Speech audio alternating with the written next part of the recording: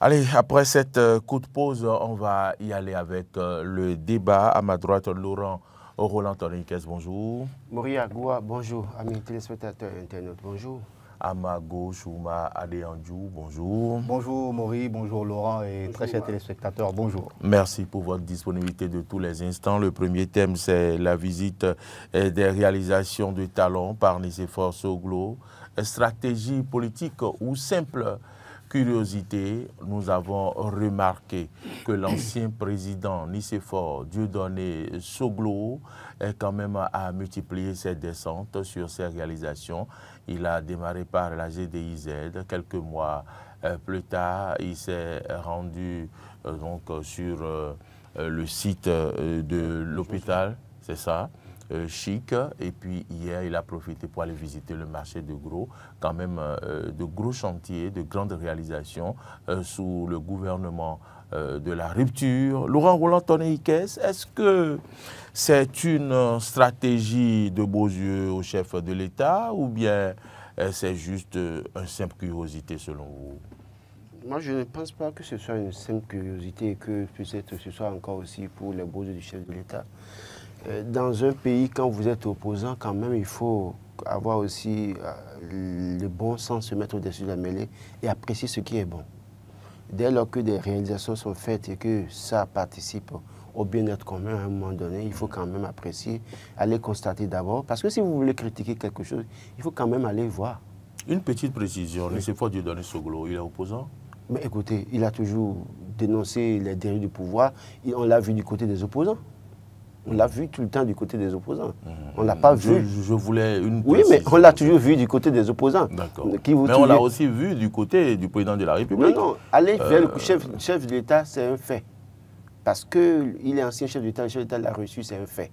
Mais le plus souvent, ces actions politiques, on l'a vu le plus souvent du côté des opposants. N'oubliez pas cette rencontre qu'ils organisaient chaque fois à Vidolé au terrain. L'opposition béninoise sous Patrice Talon, la résistance, l'opposition à Patrice Talon a commencé à Vidolé, qu'ils vous souviennent. Donc pour moi, c'est un opposant. D'accord, très bien. Même s'il a contribué à mener Patrice Talon au pouvoir, l'opposition béninoise que nous connaissons aujourd'hui a commencé par la résistance. Qu'ils vous souviennent que c'est avec Boniaï et son épouse Feu Rosine Vieira Soglo qu'ils ont été gazés, ou bien je ne sais pas, à Tantokpa. Donc pour moi, je le casse je le mets dans le camp des opposants. Donc maintenant, au-delà de tout, j'estime que même si vous êtes opposant, il faut apprécier. Et moi, je dis une chose, c'est-à-dire que si vous n'allez pas voir pour faire les observations et que vous restez de loin et que vous critiquez, ce n'est pas bon. Moi, je l'ai dit ici, j'ai pris l'initiative, moi, personnelle, d'aller à la GDZ pas 2 fois. C'est une initiative personnelle pour aller voir ce qui se passe. Et si je parle, par exemple, des traitements qui se font, le traitement qui est fait, le traitement salarial qui est fait pour nos compatriotes, les conditions, c'est parce que j'ai été là-bas, j'ai pu voir certaines choses. J'ai apprécié les infrastructures, l'investissement, tout ça, mais j'estime qu'à un niveau donné, il faut quand même améliorer les conditions de travail de nos compatriotes. Et donc, si vous êtes opposant, vous voulez critiquer, la première chose à faire, c'est d'aller observer d'abord. D'accord. Observer quand c'est bon, apprécier que c'est bon. Maintenant, c'est vrai qu'on vous dira que les opposants sont pas là pour apprécier ce que fait le régime.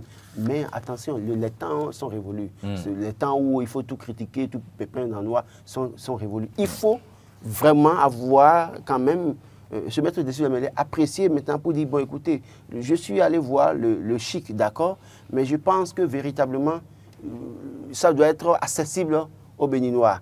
Tel qu'on entend parler de ça et que ça doit être accessible justement à une certaine élite, moi je pense qu'il faut améliorer ça. Ça devrait être l'idéal. La démarche d'un opposant. Voilà. Et quand je prends par exemple les logements sociaux, tout le monde, quand on a vu les différents coûts, on a dénoncé pour dire, mais est-ce qu'elle est le cadre béninois moyen qui peut s'offrir ces logements sociaux? Donc, Nicéphore Soglo, une fois là-bas, apprécie ce qui est fait, la beauté, la qualité du travail qui a été fait, d'accord, mais après, peut-être on l'attendra, peut-être d'ici là, qu'il reviendra pour dire, bon, vous c'est bien tout ce qu'on a fait, mais j'estime qu'il faut améliorer un certain nombre de choses. Je crois que c'est une bonne démarche. Pour moi, ce n'est pas de la curiosité, c'est juste pour aller observer, pour se rendre compte de ce qui est fait et apprécier quand même. Même s'il y a quelques semaines, il a dénoncé le pouvoir sur un certain nombre de points où les gens n'ont pas peut-être, plus chaque fois quand il dénonce, les gens ne le comprennent, le prennent mal, mais quand il apprécie, oui, on relaie abondamment. Je pense qu'à un moment donné, il faut quand même arriver à comprendre le personnage. C'est vrai que l'un ou dans l'autre des cas, ces dénonciations peuvent être beaucoup plus parfois motivées par le père qu'il est, qui veut voir son enfant retourner au pays. Ça peut être motivé par ça. Il peut bien continuer à être de l'opposition, mais avoir un penchant pour Patrice Talon. Encore que, quand vous regardez les deux familles, famille Talon, famille Soglo, c'est des liens depuis des années, des liens familiaux depuis des années. Donc, quand vous regardez tout ça, à un moment donné, il peut être tenté d'apprécier son filleul, entre griffes, Patrice Talon, mais en même temps, le devoir du père lui recommande quand même de dénoncer pour qu'on puisse permettre à son fils de rentrer. Donc, l'un dans l'autre, moi, je pense que véritablement, c'est une bonne démarche de sa part que d'aller voir et d'apprécier. Après, on attend de voir la suite. Oumar Riandiou, est-ce que cette démarche d'ouverture, je vais appeler ça d'ouverture d'esprit, est-ce qu'elle pourra contribuer à ce que l'on permette au fils du président, de l'ancien président, du patriarche, de rentrer au pays? C'est possible. Est-ce que ça peut peser? Ça peut peser, c'est possible. C'est la raison pour laquelle je dis déjà que s'il se peut que ce ne soit pas juste de la curiosité.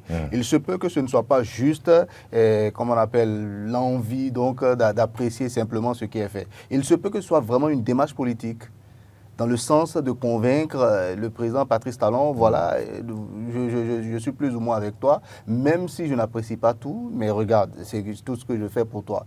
Et nous sommes dans l'arène politique, et dans l'arène politique, on se bat pour avoir ce qu'on veut, on se bat pour atteindre ses objectifs. Et je pense que le président Soglo peut être dans cette démarche-là. Je dis bien peut-être. Maintenant, au-delà de tout ceci, au-delà du commentaire politique, au-delà des supputations politiques, moi je voudrais saluer une chose, l'objectivité d'un homme. Un homme qui n'a pas perdu sa liberté de conscience. Parce que la liberté de conscience, c'est l'essentiel. C'est essentiel. Quand on perd sa liberté de conscience, ça veut dire quoi? Ça veut dire qu'on a été corrompu, c'est-à-dire l'esprit corrompu par donc les doctrines de ceux que nous suivons, par donc les arguments de ceux que nous supportons. Donc on perd tout, on perd toute objectivité. Mais lui, en tant qu'opposant, vous avez posé la question s'il est opposant. Moi, je vous réponds, mais par l'affirmative, sans hésiter, il est opposant. Depuis 2019, il est opposant. Souvenez-vous de tout ce qui s'est passé depuis 2019. Il s'oppose au président de la République, il s'oppose à plein de choses qu'il a maintes fois répétées. Sur le plan politique, les réformes, ça ne passe pas chez lui, il l'a dit à plusieurs reprises. Vous êtes d'accord? Donc, Soglo est un opposant. Mais c'est un opposant qui a gardé l'objectivité que doit avoir un citoyen de son rang. On peut dire la lucidité aussi? La lucidité, oui, ça, il a. Dieu soit loué, il a. Ça, c'est quelque chose que tout homme devrait souhaiter. À son âge, regardez comment est-ce qu'il s'exprime. À son âge, regardez comment est-ce qu'il arrive à commenter l'actualité. Comment est-ce que la verve, la puissance de la voix est toujours là. Ça, c'est quelque chose qu'on doit pouvoir saluer. Et ça, moi, je l'ai toujours salué ici. Et j'ai même dit que le président Soglo était pour moi l'archétype du bon béninois. Vous êtes d'accord avec moi? Celui qui arrive à voir l'état de celui qui est en action.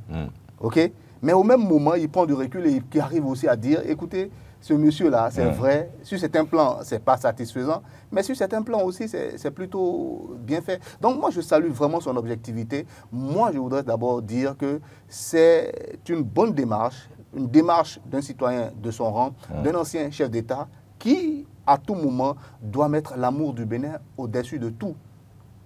Et je pense qu'il est dans cette démarche-là. Maintenant, on ne peut jamais occulter le fait que ça peut être également une démarche politique.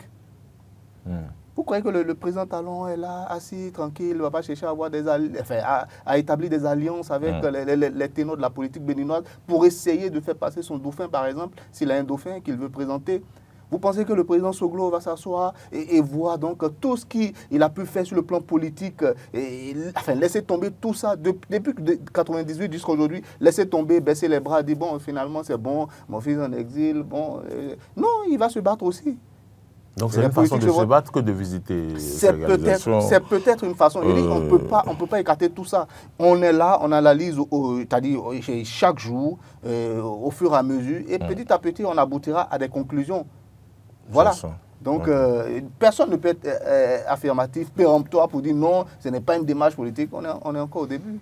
Ah oui? Souvenez-vous, oui, mais enfin, on est encore au début. 2026, c'est vrai, c'est bientôt, mais aucun candidat n'a été encore annoncé. On ne sait pas comment est-ce que les uns et les autres vont se positionner. Et cette question de François Soudan au président Patrice Talon, est-ce que vous serez prêt à, comment on appelle, à faire une coalition avec le président Boni Yayi et tout ça? Le président Talon a balayé du revers de la main, n'a pas répondu tout de suite. C'est la preuve qu'en politique, on ne se précipite pas.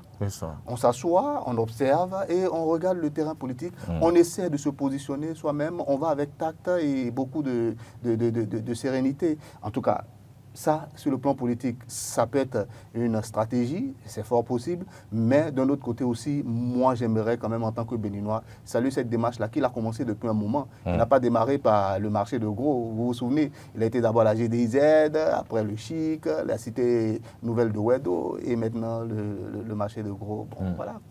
Donc, moi, je pense que c'est une bonne démarche. Laurent, est-ce que ces visites, ces déclarations, ces émerveillements qu'on a observés sur le visage du président Nicéphore Dieudonné Soglo pourraient payer? Est-ce que ça pourrait faire quand même que le chef de l'État, peut-être dans les prochains mois, puisse permettre à ce que le fils du président rentre au pays? Est-ce que ce sera une exception? Oui, ça peut être une exception, mais ça va surprendre. Moi, je serais surpris parce que quand on a vu, sur le chef de l'État, sur ces différentes sorties, sur ces questions des îlets politiques ou des gens qui sont en prison, il a été très clair. Hein? Il a été très clair. Ceux à qui on répond des choses doivent pouvoir répondre devant la justice. Ceux qui sont en prison selon lui du fait d'un certain nombre de choses. Et donc, par conséquent, il n'y a pas matière à vouloir peut-être être assez en tout cas, les sorties de prison comme ça, il a dit qu'il réserve ça à son successeur, il verra, il lui revient de voir s'il peut les sortir. Donc je pense que cette démarche... Il l'a dit clairement? Bon, écoutez, quand on lui a posé la question par rapport à ceux qui sont en prison, il a été clair dans Jeune Afrique, avec l'interview de Jeune Afrique, il a été clair qu'il revient à son successeur de le faire s'il souhaite que c'est bon. Sauf que moi je crois que cette démarche aujourd'hui, le premier problème que je constate, c'est que est-ce que les autres courants de l'opposition seront d'accord avec Nicéphore Soglo par rapport à ces sorties? C'est ça le véritable problème. Et c'est en cela que je disais qu'au-delà de tout, il faut apprécier quand même sa démarche parce qu'il a réussi à se mettre au-dessus de la mêlée pour apprécier ce qui est fait. Après, il peut venir critiquer, il peut venir, après avoir apprécié l'infrastructure, quand vous faites le tour, vous allez au niveau du marché de gros, quand même, vous voyez la qualité des travaux, ce qui est mis là, quand même, à première vue d'abord, il faut quand même apprécier ce qui est fait. Et puis après, on peut revenir sur les détails et dénoncer ce genre de choses. Mais déjà, à proprement parler, les infrastructures quand même, ça donne une autre image à nos localités, il faut apprécier. Et donc, au niveau de l'opposition, on constatera clairement que les autres courants de l'opposition, qui peut-être dans leur démarche n'ont pas prévu aller voir ces trucs-là, apprécier, qui pourraient le prendre cette déclaration du président Soglo comme une trahison. Parce que, oui, mais ça peut s'assimiler à une trahison. C'est-à-dire qu'eux, ils sont dans une dynamique où on ne veut pas du tout aller là-bas, on ne veut pas du tout apprécier pour donner de... Parce qu'apprécier aussi, c'est donner du bonus à Patrice Talon. Oui, qu'on le veuille ou non. Quand on dit, quand un courant dit qu'est-ce qu'il fait? Il fait rien de bon. Quand quelqu'un dit qu'il n'a rien fait, et qu'après, quelqu'un vient dire non, mais ce qu'il a fait, c'est bon. C'est très bon. Quand même, on lui donne du crédit et c'est un bonus pour lui. Et donc, les autres courants de l'opposition ne seront pas totalement d'accord avec lui. Ça, c'est le premier fait. Mais je pense que, je me demande si, comme vous le demandez, si vraiment ça va peser pour libérer, pour faire ramener Laye Soglo à Cotonou. Attendons de voir, c'est possible. On a vu comment est-ce que certains étaient prisonniers, sont allés en Europe et puis sont revenus, mais ne sont jamais retournés en prison. Donc, l'un dans l'autre, c'est les jeux politiques, c'est les calculs politiques, et ça dépend des discussions, des négociations, des coulisses. J'ai rappelé ici que quand Patrice Talon recevait Boni Yayi à la présidence de la République, mais quand il s'agissait de recevoir Nicéphore Soglo, il a reçu à la maison. On a vu les images ici. Donc, vous êtes tous... Que voulez-vous insinuer? Mais vous êtes tous ensemble, mais chacun a peut-être ses considérations. Et les moutons se promènent ensemble, n'ont pas les mêmes prix. Écoutez, vous êtes là, par exemple, vous avez peut-être beaucoup de collègues, mais il y a des gens qui sont des privilégiés pour vous. Donc, compte tenu de ce privilège que peut-être le président Soglo a, peut-être qu'avec ce qu'il fait aujourd'hui, mais puisqu'il y a quelques jours, il a dénoncé, hein, et on a vu que toute l'opposition a relayé ça, la mouvance n'a pas du tout voulu relayer ça. Au plan international, ça a eu des échos. Et quelques jours après, il revient à la charge, il revient maintenant, pardon, pas à la charge, il revient quand même pour apprécier ce qui est fait. Il y a quand même matière à se poser la question de savoir si véritablement il le fait seulement parce qu'il a envie d'apprécier, ou bien peut-être après cette sortie sur RFI, il a reçu peut-être un coup de fil, attention, mais vous ne pouvez pas dire des trucs comme ça, mais dans tout ce que je fais là, vous n'avez rien vu de bon, et vous, comme ça vous voulez que je libère votre fils, ou bien je permets à votre fils de rentrer. C'est des discussions de coulisses qu'on peut avoir entre ce groupe. Qu'on pourrait avoir. Qu'on pourrait avoir et qui pourrait dire, ben, écoutez, bon, ok, bon, si c'est ça, je comprends. Bon, est-ce que tu promets, Parce que c'est, au-delà de tout, je dis, les discussions diffèrent d'un individu à un autre. Boni Yayi peut aller chez Patrice Talon et demander à ce qu'on libère Ricky Amadougou. Patrice Talon peut refuser. Nicéphore Soglo peut aller au domicile de Patrice Talon pour dire, ben, écoute, c'en est assez. Tu vois tout ce que je fais pour toi, j'apprécie tout ce que je fais. Écoute, il faut que tu permettes à mon fils de rentrer. Il faut quand même que tu trouves la formule. C'est possible. Attendons de voir quand même. Les prochains jours vont certainement nous édifier et on verra bien. Très bien. Oui, vous avez entendu Laurent Lantoné. Est-ce qu'on pourrait peut-être lier cette descente enchaînée par rapport au rattrapage des déclarations sur RFI? Bah, écoutez, c'est possible. Je l'ai dit tantôt. J'ai dit, il se peut que ce soit une stratégie politique. Il se peut même que les deux hommes se parlent sans que nous ne le sachions. Bon, peut-être pas exactement dans les mêmes thèmes que... Est-ce qu'il n'est pas important quand même de se dire, le président Nicéphore Dieudonné Soglo, de quoi aura-t-il encore peur à son âge, avec tout ce qu'il a vu à la Banque mondiale, au sommet de l'État, partout où il est parti, FMI, qu'est-ce qui va lui faire peur? Moi, je vous retourne la question. Moi, je dis encore, à son âge, de quoi est-ce qu'il ne va pas avoir peur? Avec toute l'expérience qu'il a, sachant que tout est possible en politique. Oui, c'est ça aussi, la vraie question. De quoi est-ce qu'on n'aurait pas peur?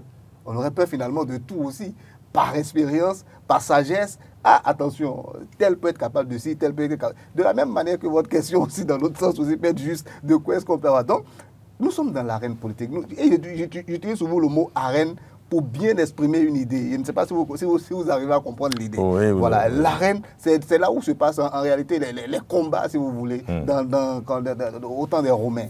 Voilà. Donc, dans cette arène-là, mais il faut à tout moment peaufiner sa stratégie, se remettre en cause, repartir de plus belle. Qu'est-ce qu'on peut faire? Qu'est-ce qu'on ne fait pas? Quelle est ma situation actuelle? Voilà, c'est ça aussi.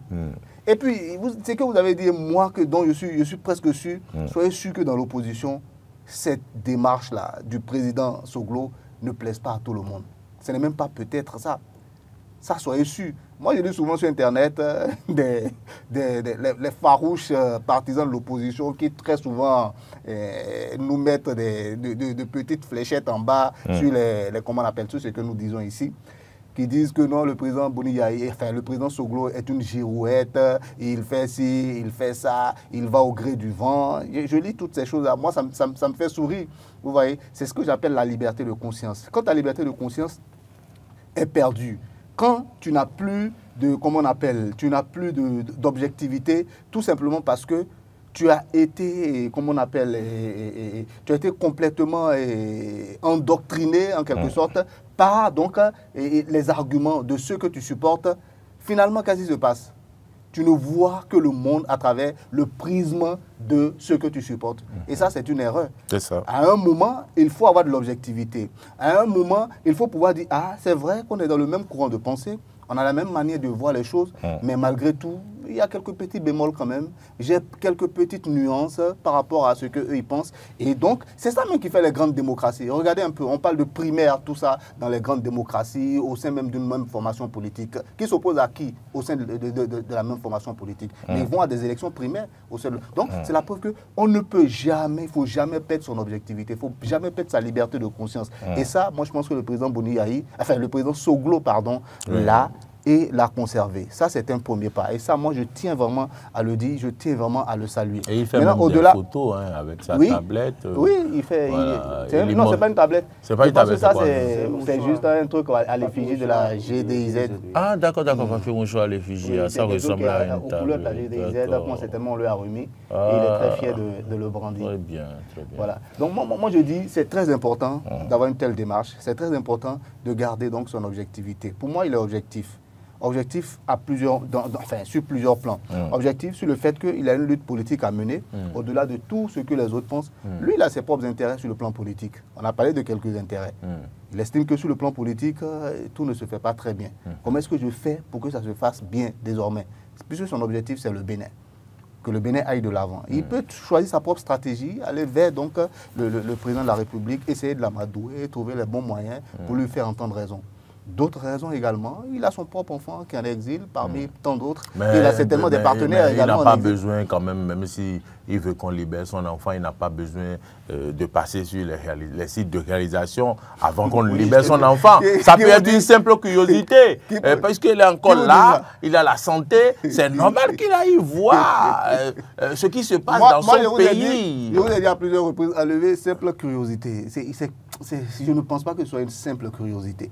Moi, je dis que ne dites pas simple curiosité. Il n'y a pas de curiosité dedans. D'abord, c'est l'objectivité d'un homme, je l'ai dit tantôt, d'un homme de son rang. Il doit avoir cette objectivité-là. Donc, c'est une démarche intéressée. C'est une démarche forcément intéressée. Intéressée par l'image qu'il veut donner à tous les Béninois. Intéressée par ce qu'il veut être lui-même. Il veut être un homme qui aime le Bénin. Qu'est-ce qui se fait réellement au Bénin? Ça, c'est une première possibilité. L'autre possibilité aussi, ça peut être une stratégie politique pour se rapprocher donc de son adversaire. Essayer de voir. On n'est pas forcément pour être opposant, on ne peut pas être forcément radical. On n'est pas forcément radical. On peut être opposant dans le sens de construire ensemble avec l'autre. Opposant dans le sens de critiquer. Laurent sourit. Il n'y a pas d'opposant doux. Non, mais écoutez, je vous dis, c'est selon les courants de pensée. Je vais vous dire quelque chose. Pourquoi est-ce que, par exemple, les écologistes, vous voyez un peu ce qu'on appelle les écologistes, c'est les gens qui ont un courant de pensée basé sur la protection, basé sur la protection de la planète. On est d'accord. Oui. Mais la plupart du temps, ils sont très proches des progressistes, un peu socialistes, ceux mais ils n'aiment pas, par exemple, les conservateurs. Non, c'est un exemple que je vous prends. Mais dans tous les cas, la démocratie, c'est pas nous qui l'avons... Si c'est les progressistes du Bénin. Attendez, je viens. Je dis, dans tous les cas, nous n'avons pas inventé la démocratie. Oui. On fait la démocratie sur la base de ce que les autres ont inventé chez eux. Voilà, c'est un système que nous avons importé. D'accord. Voilà, et que nous essayons d'implémenter chez nous. Maintenant, ce que je dis, donc, comment on appelle ces écologistes-là, de tout temps, ils ont toujours été très proches de ceux qui sont un peu dans le progrès. Ceux qui sont un peu... Ils n'aiment pas, par exemple, les conservateurs. Voilà, la plupart du temps. Mais ça reste, par exemple, dans beaucoup de pays, ça reste donc des opposants. Mais des opposants qui seront plus ou moins proches du pouvoir, selon que le pouvoir soit un pouvoir conservateur ou progressiste. Vous voyez un peu. Oui. C'est exactement la même chose. Ici aussi. Mais je peux décider de ne pas être très radical, de pouvoir dire, ah, attention, je ne suis pas avec toi, mais si tu fais bien, je peux à tout moment décider que, bon, je peux participer par exemple à ton gouvernement. Mais il y a d'autres qui diront non, je ne participe pas à ton gouvernement, quel que soit ce que tu fais. Toi, ta ligne droite ne correspond pas à ce que moi je suis. Ça, c'est là. Ils sont plutôt radicaux. Donc, chacun a le droit de faire l'opposition comme bon lui semble. Voilà, ça c'est moi mon avis. Il y a d'opposants doux aussi. Bon, peut-être Laurent va répondre à ma question.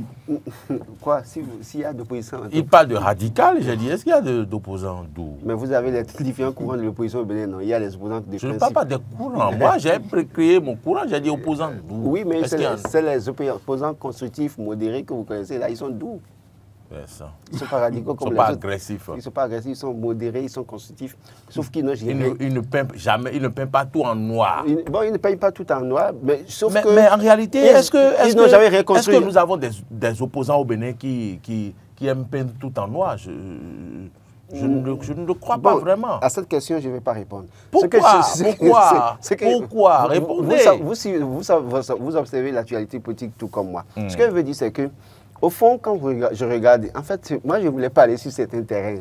J'essayais de passer à côté, mais là, vous m'obligez à parler. Écoutez, quand ce que fait le président Souglou là, il est en train de passer un message en réalité. Je suis d'accord pour la dynamique enclenchée au Bénin. Je ne suis pas d'accord pour les problèmes politiques que nous avons. Mais la dynamique, là, j'apprécie. La dynamique de développement. Le développement, j'apprécie. Modernisation du pays. J'apprécie.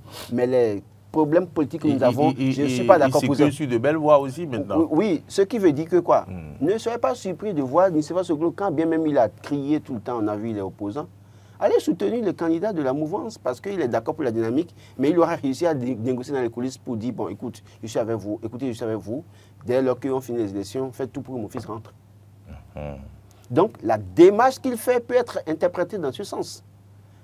Et c'est en cela que je me pose la question de savoir, et c'est pour ça que je dis que tout à l'heure, je disais tout à l'heure que ce ne serait pas une bonne démarche, une démarche appréciée par les autres courants de l'opposition, parce que ça peut être assimilé à de la trahison pour dire, mais tu dénonces et après tu apprécies, mais finalement tu es où dans tout ça? Parce que l'idéal aurait, ils auraient voulu qu'ils soient tous dans une position où on dénonce, on ferme les yeux sur ce qui est fait d'abord, on dénonce ce qui est à dénoncer, tout ce qui est fait de bon et de beau là. On n'en parle pas d'abord, on n'en parle pas du tout. C'est ce qui est mauvais qu'on doit dénoncer. Et c'est parce que c'est ça qui paye malheureusement sous les tropiques. Donc, ce qu'il fait, moi je dis, ouvrons les yeux, attendons de bien voir, ce qui va se passer dans les prochains mois. Est-ce que le président Nicéphore Soglo ne va pas nous surprendre en allant soutenir le candidat de la mouvance? Si, par exemple, parce que c'est peut-être il est en train de faire un sondage pour voir la tendance. Si il a les garanties que la mouvance va, le après nous sera le nous toujours, il serait intéressant pour lui d'aller de l'autre côté pour lui dire, bon, écoutez, je suis d'accord pour la dynamique, mais faites tout, Patrice Talon n'est plus là, c'est vous qui venez, faites tout pour ramener mon fils. Et donc, il n'a pas intérêt à tout critiquer. Et il faut quand même le surveiller de très près. Très bien. Comme du lait sur le feu. Ok, d'accord. Donc, on va le surveiller de très près pour voir. Maintenant, quand il aura fini de visiter tout ce qu'il y a, il ne restera plus rien. Comment il va faire? Parce que là, il a tout visité. Hein. Il peut passer maintenant sur les voies. Non, il y a différentes voies. Bientôt il ira à Savert, sur là où voilà, le barrage, la rétention d'eau pour alimenter les collines. Pour l'amener sur le pont là-bas, ça va être compliqué. Hein, donc, il va rester en bas et regarder tout ça. On va trouver les moyens. On va trouver les moyens. Un hélicoptère. On va prendre un hélicoptère. Sur le tronçon Concorde à Blanc-Gardin, peut-être, pourquoi pas. Oui. Parce que là-bas, c'était une belle voie que j'emprunte tous les jours. Moi, j'ai fait un reportage sur ça avec les anciennes images, vous vous rappelez. Le contrat, c'est saisissant. La dernière fois, quand j'ai revu ce reportage, puisque beaucoup de mes reportages, j'ai quand même les copies chez moi. Donc, j'ai regardé la dernière fois encore pour regarder un peu ce que c'était cette voie, ce que c'est devenu aujourd'hui. J'ai apprécié quand même. Ramenez-nous cet élément pour que nous aussi, on puisse se souvenir encore de ce que c'était et ce que c'est devenu. Ça doit être dans les archives de DNTV quand même, parce que c'est ici que j'ai réalisé tous mes reportages. J'ai dit ramenez-nous, je ne vous demande pas où se trouve le reportage ici. Alors on va aborder un autre sujet, on va maintenant parler de cette lettre ouverte des docteurs de l'université, ceux-là qui sont en attente d'être recrutés par le pouvoir. Je pense quand même que ça fait plusieurs années et que l'on n'a pas recruté les docteurs, alors que chaque semaine, on voit la une des quotidiens, mention honorable, ébahement du jury et tout ça. Donc, finalement, ils sont... Ébahement. Le jury est dépassé. Le jury est dépassé par la compétence, par la compétence du docteur, quoi. Tu vois, du docteur. Donc, finalement, il faut recruter ceux-là pour pouvoir, donc... enseigner à l'université. Dans cette lettre que j'ai lue rapidement, ils ont relevé les problèmes comme le vieillissement de la classe enseignant, voilà, mais également ils ont relevé le ratio d'élèves, d'étudiants qui doivent rester dans les amphis. Ils ont soulevé quelques problèmes, ils ont surtout relevé le fait qu'on ne les recrute pas. Oui, ils ont fini par aboutir, ils ont d'abord relevé les problèmes, qu'il y a dans le secteur, et puis ils ont fini par dire qu'il faut les recruter pour renouveler et tout. Je voudrais que vous vous prononciez sur cette démarche. Oui, c'est quelque chose qui est assez préoccupant quand on demande aux gens d'étudier, d'aller le plus loin possible dans l'objectif de quoi? De permettre au pays d'aller de l'avant à travers donc l'innovation que ces personnes-là puissent apporter, parce que ce sont les personnes les plus intelligentes. On est d'accord, les meilleurs d'entre nous vont le plus loin dans leur cursus scolaire et reviennent finalement avec des stratégies, avec des moyens pour faire donc évoluer donc les choses dans le pays en innovant, en apportant donc leur ingéniosité. Et on finit, ces personnes personnes-là finissent et finalement se retrouvent à la touche. Vous imaginez, docteur Schumer, bon, c'est un contraste incroyable. C'est un sacerdoce. Voilà, non seulement c'est un sacerdoce. Tout le monde n'est pas appelé à enseigner. Je suis complètement d'accord avec vous. Ce n'est pas parce qu'on est docteur qu'on peut enseigner. Je suis d'accord. Oui, mais écoutez, ce n'est pas parce qu'on est docteur qu'on peut enseigner, mais pour être enseignant, il faut avoir quand même un certain grade, ne serait-ce qu'à l'université. Je suis d'accord avec vous. Voilà. Et qu'à un moment, on n'en recrute plus du tout, c'est qu'on se pose la question quand même, comment est-ce qu'on peut faire? Il faut se poser ne serait-ce que cette question-là. Maintenant, ce que moi je voudrais aussi rappeler, c'est que ce problème-là n'est pas que béninois. Vous êtes d'accord avec moi? Dans d'autres pays, on a vu, par exemple en Côte d'Ivoire, je crois, il y a eu un moment, une marche des docteurs dans la ville d'Abidjan, où on disait que les docteurs ne sont pas recrutés. Comment on peut aller à l'école jusqu'à ce niveau-là? Le pays a besoin de compétences, parce que dans tous les pays africains, on a besoin de compétences. Notre président même a même parlé, et puis ses propos ont été détournés à un moment, il parlait dans un contexte bien précis. Il a dit que le Bénin était comme un désert de compétences. Le com? Oui, il a bien ajouté. Le com, là, moi, je n'avais pas entendu le com. Sortez-moi la vidéo où il n'y a pas le com. Non, moi, je... Oui, il a dit, oui. Je vous le précise, il a dit que le Bénin était comme un désert. Bon, donc, le com ne dédouane rien. Ça lui donne beaucoup de chance, ça apporte toute la nuance, ça apporte tout le contexte, ça apporte tout, comment on appelle, tout le contexte pour pouvoir comprendre la phrase à sa juste valeur. Quand on enlève le com, donc vous le dédouanez. Non, je ne le dédouane pas. Ça, c'est une erreur. Ça, je le dis. Tout le monde au Bénin l'a dit parce que quand on dit que le Bénin est comme un désert de compétences, ça veut dire que sur le plan journalistique, il n'y a aucune compétence, alors que moi, je me considère comme une compétence sur le plan journalistique. Et moi alors? Bon, moi, je sais que vous êtes une compétence. Bon, d'accord, on continue. Voilà, donc quand il dit comme un désert de compétences, il veut mettre ça, il met ça dans un contexte. C'est vrai que c'est des détracteurs, les opposants, nous tous en réalité, on a été choqués sur le champ alors qu'il parlait de quelque chose de bien précis. Donc quand on sait qu'on a besoin de compétences dans nos pays et qu'au même moment, nos centres de formation, nos écoles arrivent toujours à former quand même des gens qui ont le bagage qu'il faut, ne serait-ce que pour devenir plus performants, ne serait-ce que pour devenir plus performants. Ils ont déjà la base. S'ils ont le doctorat, ça veut dire que c'est des gens très intelligents. Vous êtes d'accord avec moi? Et on ne peut pas les recruter, on ne peut pas les prendre dans l'administration. Moi, ça me choque un peu. Quelquefois, même dans nos pays, on va même à l'extérieur chercher des compétences pour envoyer, alors que ceux-là sont là. Donc, il faut trouver le moyen. Un exemple dont on ne parle pas souvent, c'est le professeur Diogbenou. L'homme a dit que tout son parcours, il l'a fait là, à l'université d'Abomey-Calavi. Au Bénin. Au Bénin, sans aller faire Sorbonne, Laval ou encore. Harvard, Yale. Et pourtant, nous avons. Oui, mais malgré ça, quand le professeur Diogbenou parle en matière de constitution, croyez-moi, très peu de personnes sur le plan africain pourront trouver des choses à redire. Parce que c'est une compétence. Voilà. Notre référence, c'est le professeur Aïvo, par exemple. Le professeur Aïvo, par exemple. Voilà. Ce sont des compétences, ce sont des gens qui connaissent leur domaine, rien qu'en ayant étudié au Bénin, sans chercher à aller... Maintenant, c'est parce que ceux-là, Laurent, c'est parce que ceux-là, on leur a donné l'opportunité de prouver ce qu'ils savent faire, qu'aujourd'hui, on les cite sur ce plateau.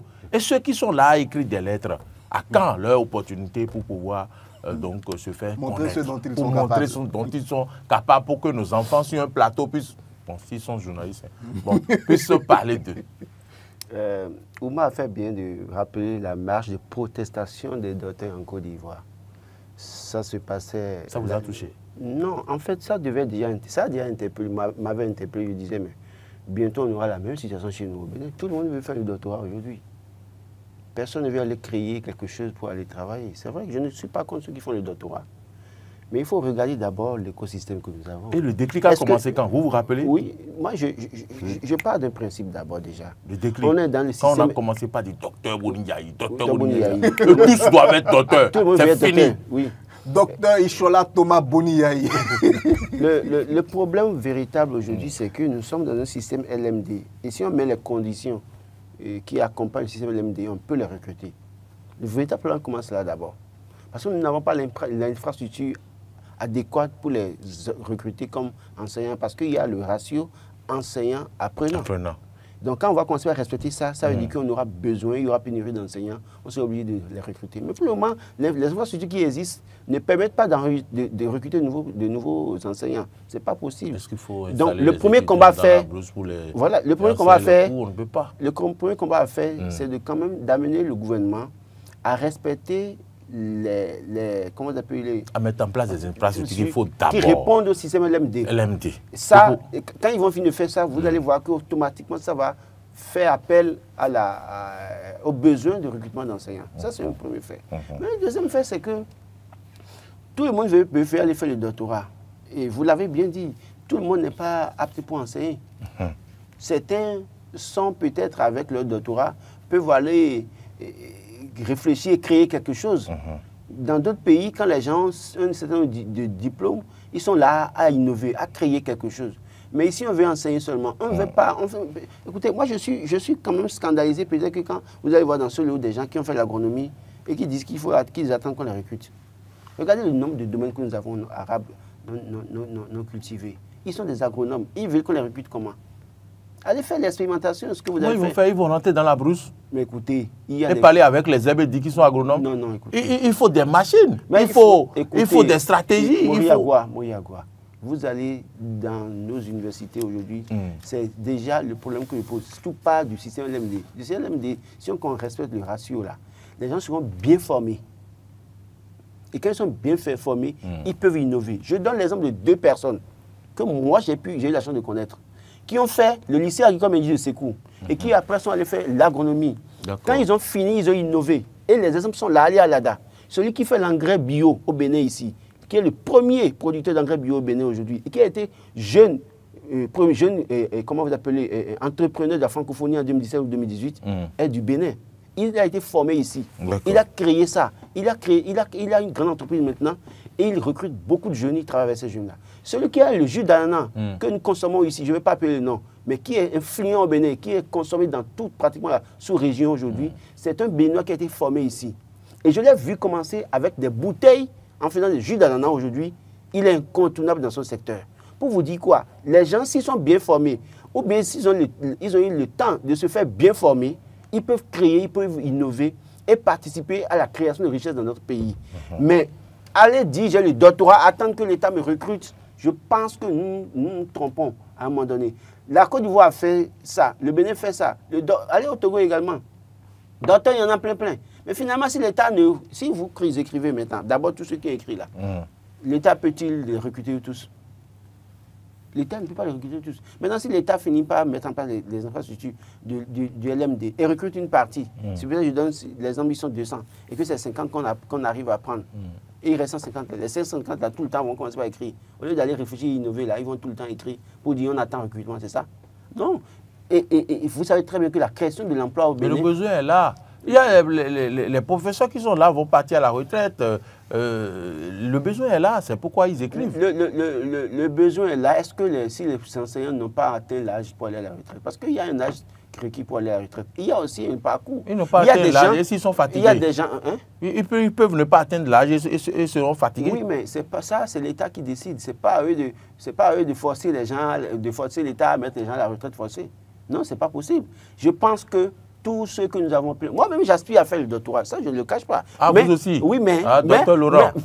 Mais dans un autre... Non, dans un autre domaine. Vous voyez, dans un autre domaine où je peux créer, où je peux innover, ou bien je peux être utile autrement.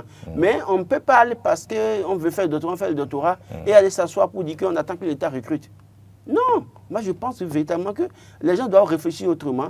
Il y a des gens... Moi, j'ai connu des jeunes dans mon quartier, qui a créé par Banama une application. Un jeune qui a été formé dans l'université.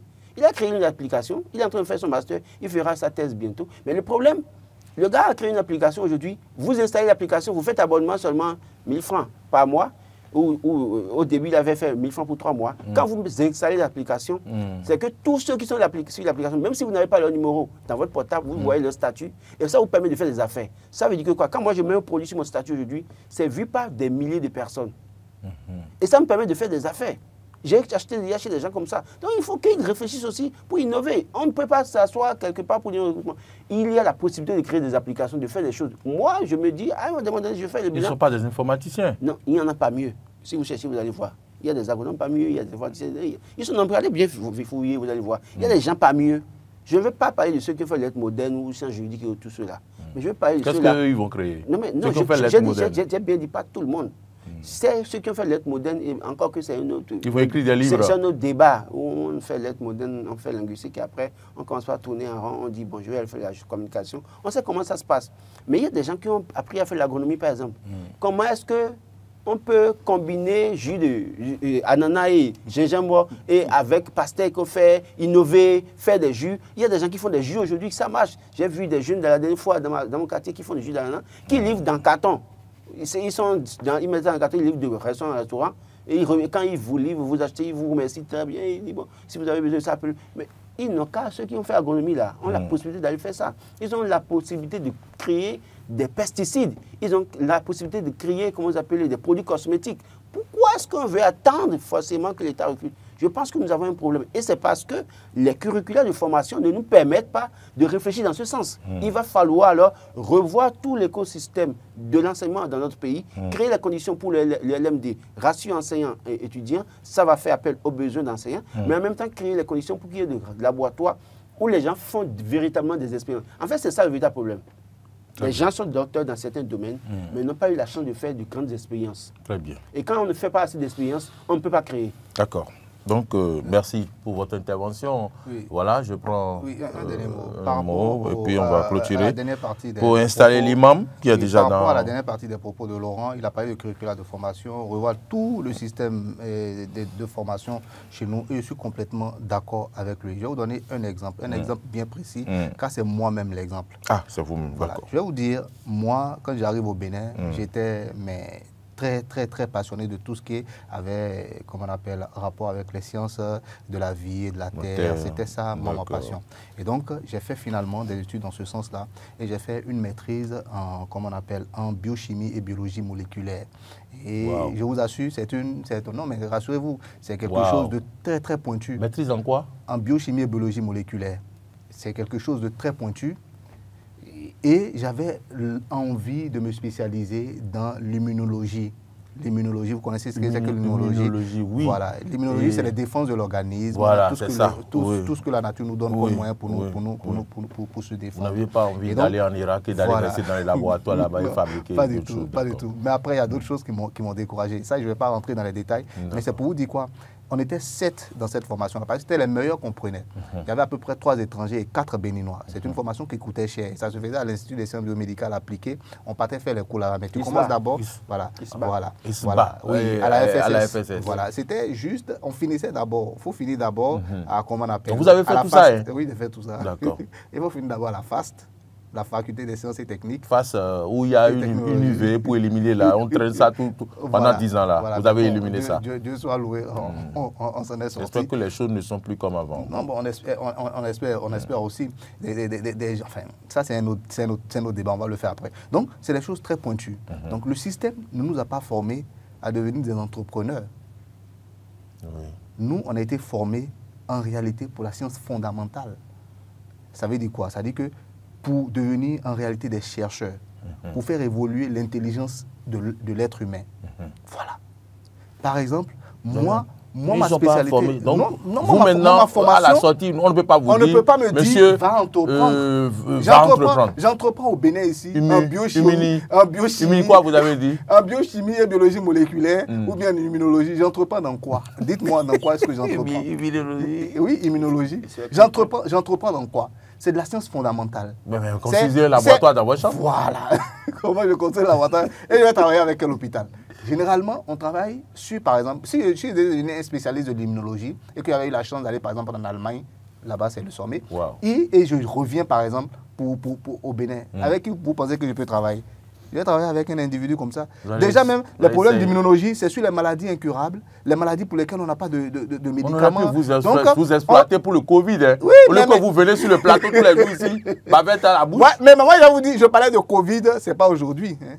Ah bon? Oui, mais on parle de Covid-19. Non, on parlait de coronavirus, ce n'est pas aujourd'hui. Nous, quelquefois, on rentre au laboratoire, mais avec beaucoup de précautions. Donc, ça, c'est une autre vie. Parce qu'après on va faire un plateau spécial. Un plateau spécial. Ce que je veux dire, là où je vais terminer, c'est quoi? Regardez, par exemple, tous, non, j'ai déjà fini. Regardez, par exemple, tous ceux qui ont été formés, les 4 Béninois que nous étions, par exemple, dans ma promotion, où sont-ils aujourd'hui? Je connais 2 au moins qui ne sont plus du tout au Bénin, fuite de cerveau, parce qu'on ne les a pas recrutés. D'accord. Qui paie? C'est le Bénin. Oui. Ils sont peut-être intelligents, mais c'est le Bénin qui nous donnait les bourses. Hein. De la première année à la 4e année, on a eu des bourses à chaque fois. On nous donnait des bourses. Qui paie? C'est le contribuable béninois. Ils sont partis. Voilà. Ils sont les 2 sont partis. Oui. Il y a un, je crois, qui est devenu spécialiste de l'environnement, biochimie, enfin, la chimie de l'environnement, quelque chose comme ça, qui a fait un doctorat. Aujourd'hui, là, il est parmi peut-être ceux qui conseillent la lettre. Qu'est-ce qu'il fait? D'accord. Le 4e a assis sur un plateau de télévision parce qu'il a compris très tôt. Le 4e, voilà, Oumar Denjou. Il est assis ici parce qu'il a compris très tôt une chose. Ce chemin-là n'est pas le chemin d'un enfant de pauvre. Donc j'ai commencé à courir partout pour avoir des certificats dans l'autre passion que j'ai. Parce que j'ai été journaliste depuis que j'ai le bac. Moi, je suis dans le journalisme. Avoir une autre corde à votre arc. J'ai déjà cette corde-là avant, mais il fallait avoir des certificats pour pouvoir donc exercer mon métier. Très bien. Donc voilà un peu les difficultés aujourd'hui de ce que les gens vivent aussi à l'université. Je suis complètement d'accord. Quand on parle d'entrepreneuriat, merci pour ce témoignage. C'est essentiel. Quelqu'un qui est formé comment on appelle, en sociologie et qu'il a pris une option qui est liée essentiellement à des sciences fondamentales, ça fait à la recherche, que vous voulez qu'il aille entreprendre, on ne lui a pas appris à entreprendre. Voilà, c'est ça aussi le problème. Donc le système est à revoir. Tout le système est à revoir. Oui, Laurent l'a dit. Merci pour votre contribution, pour ce témoignage. Et moi, je suis content qu'on ait quand même un biochimiste. Un biochimiste moléculaire sur ce plateau. Ah, d'accord. C'est pourquoi votre façon de voir les choses diffère. Les gens qui sont à la maison, qui vous suivent, comprennent maintenant. Voilà. Mais journaliste, parce que vous avez toute la formation. Toute ma vie, c'est le journalisme. Toute ma vie, c'est le journalisme. Je crois qu'aujourd'hui, il faut quand même aussi rappeler à ces docteurs-là qu'il y a la possibilité de se former autrement aussi. Parce qu'ailleurs, les gens finissent un doctorat, après ça ne marche pas. Ils vont s'inscrire en master ailleurs, compte tenu d'un certain nombre de compétences, de situations pour dire... Parce qu'il y a des secteurs aujourd'hui qui sont créés au Bénin où on a... Quand le, bon, ça fait bien évident, il y a les enfants de pauvres. Oui. Mais malheureusement, c'est-à-dire que... Écoutez, on vous a dit que aujourd'hui, là, il y a ce qu'on appelle la formation autodidacte. Avec oui, c'est vrai. Je suis d'accord. Vous adaptez à la situation d'abord en attendant. Mais le système aussi fait une erreur. Le système, je veux parler de politique cette fois-ci. Par exemple, on a créé CMS City. Et à CMS City, on ne prend que des enfants des plus jeunes. Pourquoi? Moi, je me pose toujours la question, pourquoi CMS City avec African Design, bon, je ne préfère pas de la pourquoi on ne crée pas un CMS City où on va prendre tous ces doctorants-là qui sont déjà des thèmes pour l'innovation aussi. Moi, avec mon âge, on m'envoie à CMS City, là, les enfants vont étudier fatigués. Je vais rivaliser avec eux. Ils ne peuvent pas. Ils ne peuvent pas. Les conditions dans lesquelles on a étudié, avec la chicotte et tout ce qui va avec, ils n'ont pas connu ça. Aujourd'hui, CMS City, c'est vrai que c'est cher. Il y a un directeur départemental d'un ministère qui, la dernière fois, voulait une formation, qui a écrit sur Facebook, qui demandait des recommandations. Et je lui parlais de CMS City, de l'école African Design School, et il me disait, mais c'est cher, c'est 3 millions. Mais parce que nous n'avons pas l'information. Moi, j'ai fait une formation tout récemment à CMS City, une formation continue, qui n'a pas coûté excessivement cher. C'est ça. Et là, c'est... Dans quel domaine? C'est par rapport... Les sciences sociales? Non. Biochimie. Non, c'est juste pour savoir. Parce qu'il y a plusieurs... Les leviers du marketing et de la communication digitale. Ok, d'accord. Aujourd'hui, vous ne pouvez pas prétendre vouloir être chargé de communication quelque part si vous n'avez pas ces compétences-là. Et il y a une formation continue qui est en cours là-bas. Il y a une formation de création de contenu. Vous pouvez aller là-bas, c'est une formation continue, vous le faites. Ce que vous permet, en 2 mois, à vos écoles de prendre du thé, du café de temps en temps quelque part. Pour vous dire que, bon, c'est une façon que je ne voulais pas rentrer, mais en fait, pour donner l'information aux gens, pour dire, il y a la possibilité de faire des formations continues d'1 mois, 2 mois, et de vous adapter aux besoins du marché de l'emploi. Ce que moi je dis, s'il vous plaît, c'est fini, c'est juste merci. Il faut encourager ces docteurs-là, leur permettre par exemple d'aller là-bas aussi, leur donner l'esprit d'entrepreneuriat. Ils n'ont pas cet esprit-là, ils ont été formés comme des gens, des chercheurs.